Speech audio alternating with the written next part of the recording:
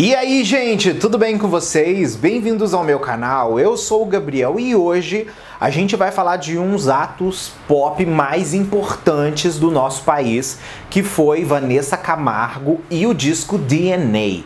Muita gente, assim, não viveu esse momento, que eu acredito que quem vai saber do que eu tô falando, porque eu disse um dos maiores atos pop, foi por causa que esse disco foi, assim, uma revolução dentro do mercado nacional que não produzia música pop mesmo. Não tinha, não produzia, não existia. E a Vanessa foi a primeira pessoa a entregar esse disco pra gente, que surpreendeu muito, porque além dela estar cantando em inglês, que era uma coisa diferente, ela também misturava coisas do nosso país com música eletrônica que a gente nunca ia imaginar ouvir. Então hoje a gente vai falar do disco DNA da Vanessa. Vamos falar dessa era tão maravilhosa que eu acredito que vocês vão curtir bastante. Se você não é inscrito aqui no canal, já quero te convidar para você poder se inscrever, vem fazer parte da comunidade. Aqui eu falo de música pop e de outras coisas relacionadas e vai ser muito bom ter você aqui com a gente.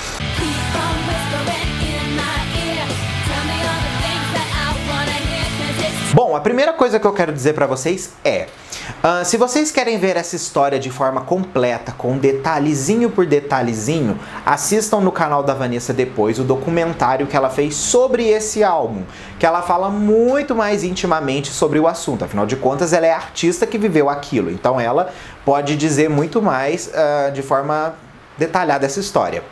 Eu vou trazer a minha visão de fã, e não somente a minha visão de fã, vou trazer também coisas que eu lembro que foram fatos da época, né? Então, vamos começar isso aí. Bom, a primeira coisa que eu acredito que muita gente tem de referência da Vanessa foi que as eras anteriores dela sempre foram muito diferentes uma da outra, né? Quando ela lançou o primeiro álbum, ela veio com uma vibe. Quando ela lançou o segundo, ela refez um pouco mais disso. No terceiro álbum, ela manteve também pela força do mercado. Quando chegou no quarto álbum, ela começou a se transformar, né? O álbum W dela foi tipo assim, super revolucionário, porque é outra cara, né, gente? É outro universo e ela apostou em coisas diferentes ali na vertente do pop, o que era maravilhoso, porque eu sempre achei que a Vanessa, ela era pop, né? Ela fazia o que era comercial, a gente entende que fazia, porque era o que tocava, né, gente? E ela precisava estar ativa no mercado, e tá ativa no mercado é você seguir as tendências, e a Vanessa sempre foi muito nesse aspecto de seguir tendências, e ela seguiu.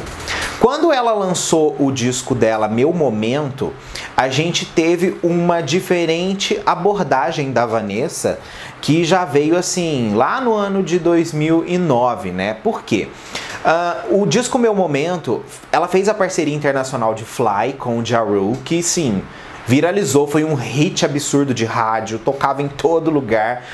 E todo mundo meio que assim se assustou de ver a Vanessa cantando em inglês.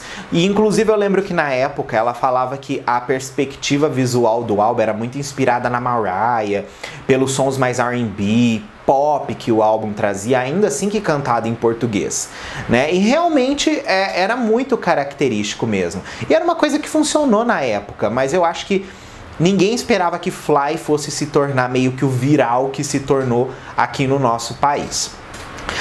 Com isso, a gente sabe que a Vanessa começou também a fazer shows em casas noturnas, né? Principalmente para público LGBT, que assim, começou meio que essa onda no final de 2010 de cantores de boate gay, né? Então a gente teve ali tipo surgindo a Lorena Simpson, entre outros artistas ali que tinham aqueles hits de boate, né, que eram muito caricatos.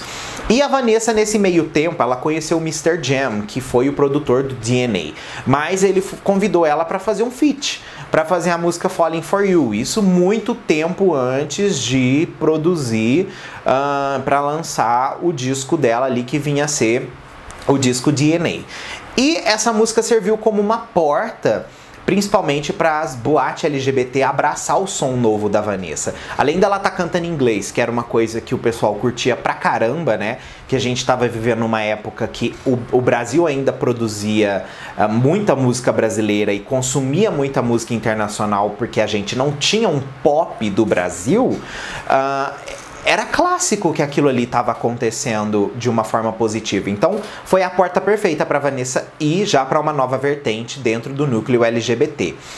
E de certa forma os LGBT sempre abraçaram muito ela, né, gente? Desde toda a discografia dela. Só que quando ela resolveu lançar Falling For You, o negócio ficou mais intenso, porque o consumo aumentou muito, né? Ela tava fazendo uma porrada de show, ela tava seguindo e aquilo ali tava sendo um excelente ponto para ela. E foi assim que ela resolveu continuar investindo nisso.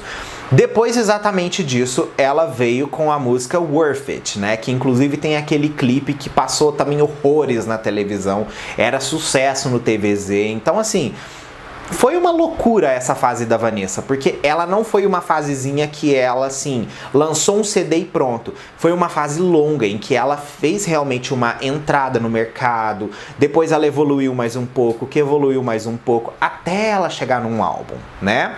Enfim, essa questão do Mr. Jam ter entrado junto com ela e abraçado ela nesse disco foi muito legal, porque a Vanessa via que aquilo ali era uma coisa que o pessoal estava pedindo, então ela resolveu ir mais além nesse projeto e produzir realmente um novo álbum. E esse novo álbum foi todo feito com o Mr. Jam, que viria a ser em 2011 o disco DNA.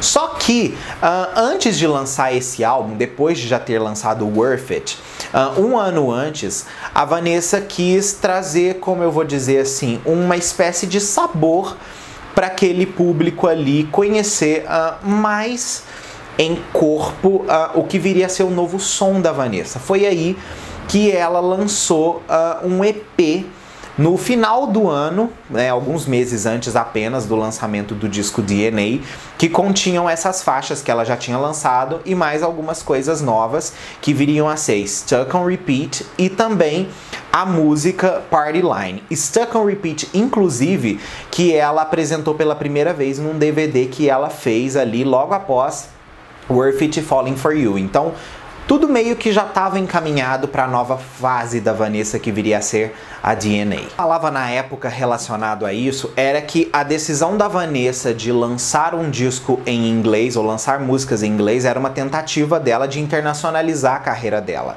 Só que não era essa a proposta que ela queria. Ela queria fazer um CD em inglês, mas para o mercado nacional. Afinal de contas, ela estava, como eu disse aí, indo naquela onda da vida noturna, das casas noturnas, boate gay, e era uma tendência da época. Então ela não tinha esse planejamento. E inclusive ela deu uma entrevista falando disso para Rolling Stone, que ela bate exatamente em cima da tecla do direcionamento do álbum ser com essas influências sim, mas para uma coisa que ia ser consumida dentro do nosso país, que não tinha a pretensão de ir para fora.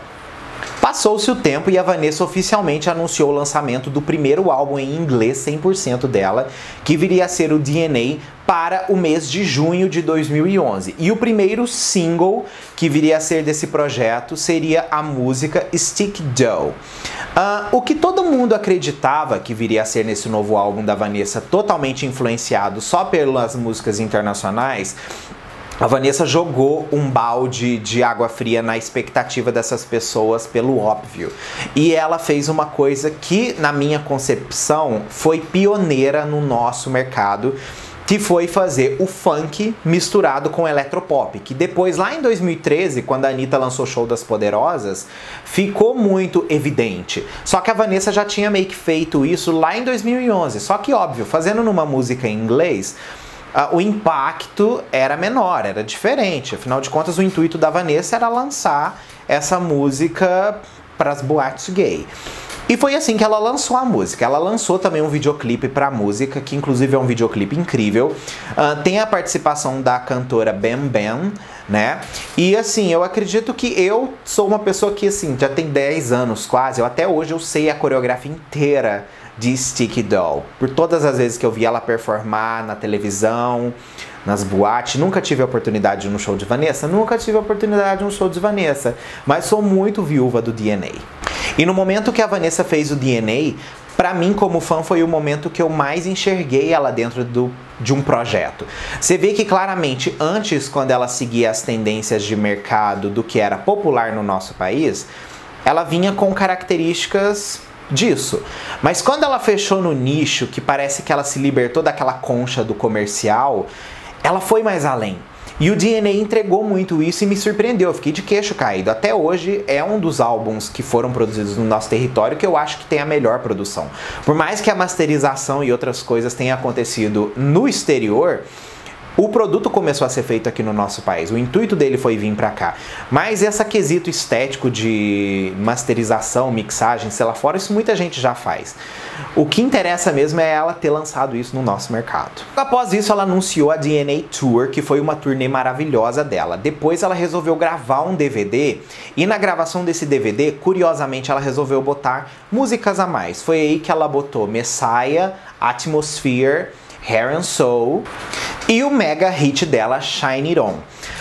Curiosamente, essas músicas não foram lançadas em versão de estúdio, elas foram feitas para o DVD ao vivo, mas elas acabaram vazando na versão de estúdio na internet, mas não tá nas plataformas. Triste porque merecia sim um EP dessas canções em versão de estúdio que são incríveis. A gente teve sim Shine It On sendo lançada, afinal de contas Shine It On é o single hitaço, né? Foi, eu acho que o último grande hit em inglês da Vanessa aqui no nosso território, que surpreendeu muito as pessoas, né? Afinal de contas, esse disco, ele teve uma era muito prolongada.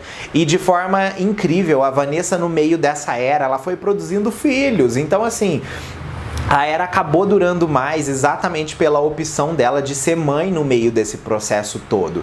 Então, assim, a gente tava com aquele negócio de Vanessa, você resolveu ser mãe agora, você acabou de lançar o DNA. Então, assim, no tempo que ela divulgou o DNA grávida, igual a Katy Perry tá divulgando hoje, por exemplo, o disco Smile dela grávida, a Vanessa fez o mesmo com o DNA. Ela não deixou a era morrer por causa disso. E quando ela entrou em licença maternidade, meses depois ela voltou e continuou a turnê como antes, né? E isso tanto que depois veio a ter o DVD da DNA Tour depois da gravidez. Então foi um processo muito legal e que quem viveu essa era da forma assim que eu tô contando pra vocês aqui agora vai saber disso tudo que aconteceu e principalmente vão lembrar de quando o álbum vazou.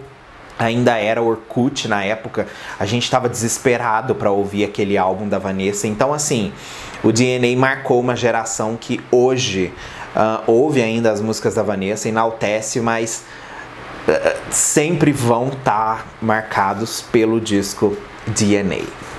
Enfim, se você gosta do disco DNA da Vanessa, comenta aqui qual que é a sua música favorita desse álbum.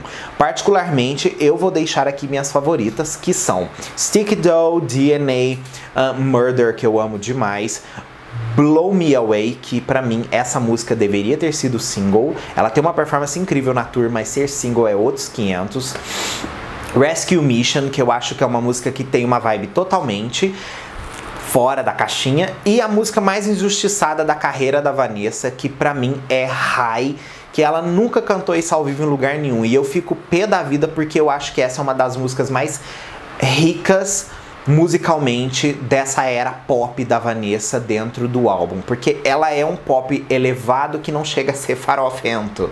Então, assim, a gente perdeu High aí nesse processinho, queria High como single. Tá? Enfim, comenta aqui que eu quero saber qual a sua favorita, tá bom? Ó, um beijo gigante e até o próximo vídeo nosso aí.